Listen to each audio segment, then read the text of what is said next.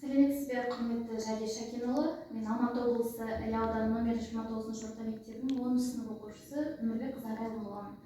Ғылыми жобаның тақырыбы алаш үшін басын бәйгеге тіккен Оспан батыр жайлы болғандықтан мен сізді Оспан танушы ғалымдардың бірі ретінде танимын. Сол себептен де сонау Алматыдан Астанаға сізді іздеп келіп отырмын арнайы.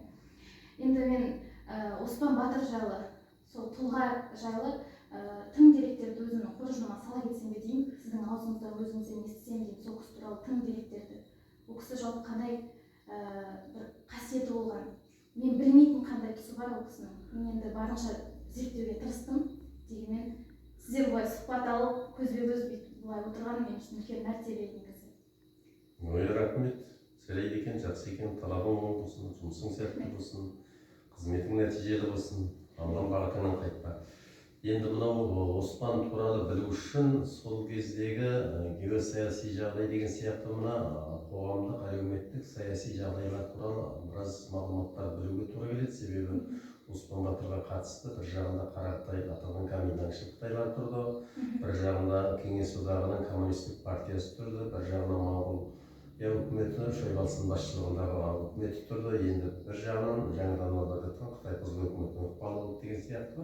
Ал төртінші, бесінші жақтарынан Америка құрама штаттары оған әртүрлі ықпалменен шығуға тырысты. Демек, жаңағы 4-5 елдің назарын аударған бір ірі уақиғаның кейіпкері болды. Сондықтан да сол кездегі етек алып жатқан екінші дүниежүзілік соғыстың алдындағы жағдай және екінші дүниежүзілік соғыстың 1945 жылы жеңіске жетуіне байланысты жағдайлар Оспан тағдырына көптеген жақтардан ықпал етті, әсер етті. Сондықтан да Оспан сондай қалың өрісі оранған қиын жағдайдан, қиыннан жол тауып шығу керек болды. Ол Оспанның басындағы ең үлкен қиындық болды. Сол себепті де Оспанның жалпы саяси тұлғасы жаңағы комендантшыл Қарақтайлармен байланысты, Кеңес одағымен байланысты, Моңғолиямен байланысты деп айтатын бір себебіміз.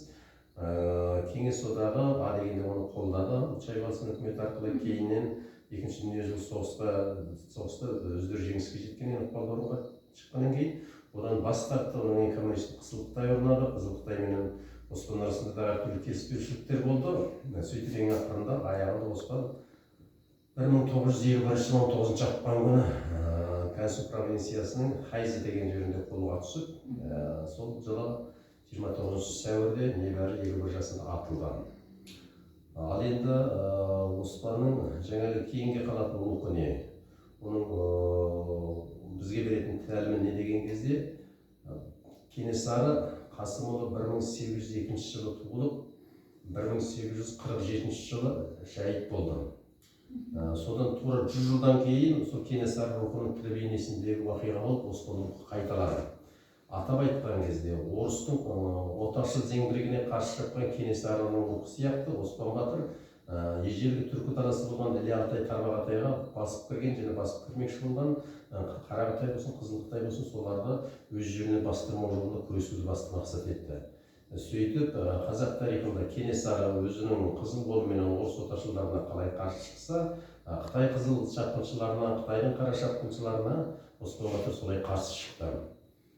Сондықтан да оның аңсаған азаттық болды, оның аңсаған халқының тәуелсіздігі болды. Оның айтқан сөзі бар: кім менің діліме тиіссе, дініме тиіссе, тіліме тиіссе, сол менің жауым деген. Солар менен жау болды. Оны Қарақытай, Қызыл Қытай, Ақ Қытай, Көк Қытай деп айырған жоқ. Сол себепті Оспанның күресі өте күрделі болды. Ал мен Оспанды толығынан білуіме негіз болған бір себеп, біз өскен орта, сол өскен орта мен Оспанның ауылменен арамызда азғантай көршілес болдық деп айтуға болады.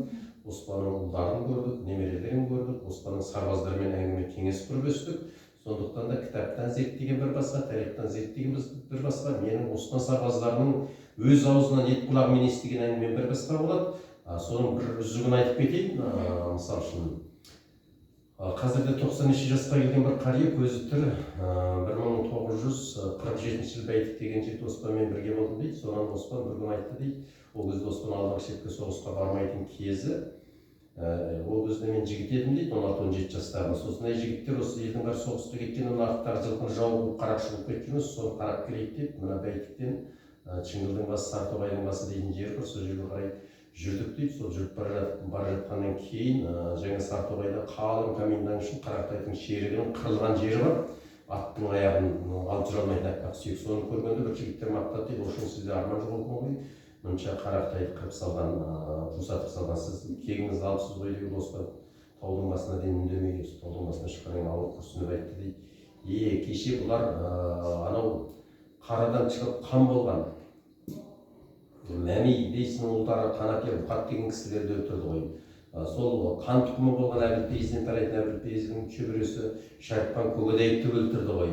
Олар кеше Әлиханды өлтірді ғой. Олар Ақыт Үрінжіні өлтірді ғой. Солардың басымен салыстырған кезде мына қалың Қытайдың басы мынау мен шынашырама тұрама деп күрсінді дейді. Сонда жаңа миллион Қытайды қырып салғаннан кейін де ол өзінің жоғын алаш жоғымен теңестірген. Ол өзінің жоғын қазақтың жоғымен теңестірген. Сонда қаншама адамды біз қырсақ та алаштың жоғы қайтпады, қазақтың кегі қайтпады дейтін ішінде қаншама сондай арман болды.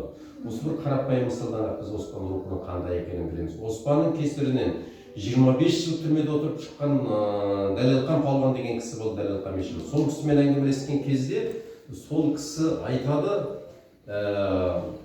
Ошың дейді, 25 жыл коммунистік түрмесінде отырған кісі Оспан деп айтты, Ошың дейді. Соған қараған кезде Оспанның еліне жеріне деген жүрегінің қаншалық дәрежеде екендігін, оның елмен жерге берілген жүрегінің қаншалық керемет болғандығын, соның барлығын сол бір қарапайым мысалдардан байқауға болады.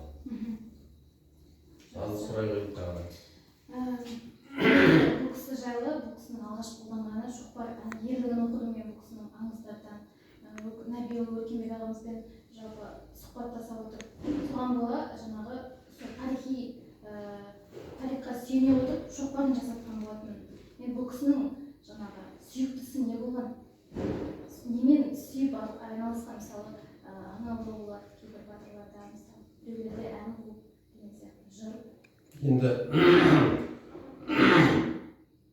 бұл кісінің әкесі Ислам деген кісі жаңа Күрті деген жерде тары салған, егіншілікпен айналысқан. Сонда Оспанның ерлігі туралы аңыздарды айтқан кезде ең алғашқы ерлігінің біреу баламына тарыны бере салшы дегенде, Оспан жерде тұрған тарыны тік көтеріпті дейтін аңыздар. Тары деген нәрсе ауыр нәрсе. Оны тік көтере салған бір қап тарысының өзі кем дегенде 100 килограмм шығады. Ал енді жаңағы аңауының басқа дегенге ол кезде ондай шарт жағдай болған жоқ. Неге болған жоқ десеңіз, оның өмірі жаңағы Алтайдың қан кешкен, балағынан қан кешкен жылдарға тура келді де, онда ешқандай болған жоқ. Былай қараған кезде әкесі жаңағындай тары егіп, жартылай егіншілікпен айналысса, ауылдастарының көбі малшылықпен айналысатын, сондай орта отбасыда есейді. Оның мынау нағашылары немене жақтарда, Монғолия жақтарда қазақтарда бір әзілші аралас сөз бар, Сорпа Құрман дейтін. Соның нағашылары болып келетін мына Құрман деген ұлдан шыққан шешесінің атын ұмытпасам Қайша деген кісі ғой деймін. Бір күні далаға жүгіріп шығып, ойбай аю келген екен, мал аю тиіп жатыпты деп аюды бақамен бір салған кезде аю сұлатып салды дейтін бір аңыз бар. Соған қараған кезде оның нағашылары сондай қарулы болған. Демек Оспанның бойынан көрінетін негізгі ерекшеліктің бірлігі қарулылығы. Жаңағы бір қап тарыны көтергендік болсын, анасының жаңағы аюды бір салғандық болсын, содан Зұлқа батыр Оспанды сынамақшы болып ауылына шақырып алып, мынау Омырау Қара деген балуан қымызды көп ішіп мас болып жатыр, Оспанды Қараш деген жаңа түрік мас болып жатыр екен, Оспанмен алыса кеткенде Оспан қол аяғын бүріп әкеп кімнің жанына тастай сапты дейді. Ол бір ерлігі. Сосын Зұлқаның жігіті, оның не үшін Зұлқаның ауылына келді деген, оның алдында Зұлқаның жылқышылар әкесінің ауылына басып кіріп, бір жылқысын қуып кеткенде, Оспан 8 бірдей жаңағы жылқышыны сойылмен ұрып жығып, алдын байлап алып Зұлқаға алып келген екен. Содан кейін Зұлқа сынап көрейін деп оны жаңағындай Омырау Қараны лақтырып жүргеннен кейін, жа балам сен Оспанның басын оңға қаратайын деп тұр екенсің. Бірақ балам тілің мен көзден сақ бол. Сен енді қазақтың Кержақ батыр атанасың деп айтыпты дейтін сөзі бар. Өйткені мінезі қыңыр, алған бетінен қайтпайтын, бір беткей, өтірік айтпайтын, жаңағы қоппи енді әуес нәрсесі дегенде ол кісі 5 уақыт намазын қаза алмауға тырысатын, сондай аңыз кейіпкер болған. Сол 5 уақыт намазын оқи жүріп, жаумен соғысқан кезде біз бала күнімізде еститініміз Оспанның күміс, Оспанның күпісі бар екен. Түйежің күпісі бар екен, соны сілкілеп қалған үстінен оқыс аударып жатыпты дейтін сияқты ауыл ақсақалдар аңыз етісетін еді. Осының барлығы Оспан бойында болған жаңағы ерекшеліктер деп айтуға болады. сосын жаңағы жеті мен жесірін жылатпаған сондай бір тарихи уақиғаның кейіпкері. Бұл жалпы сізбен сұхбаттаса отырып алған мәліметтер маған жалпы өзіме керек деген ойдамын әрине.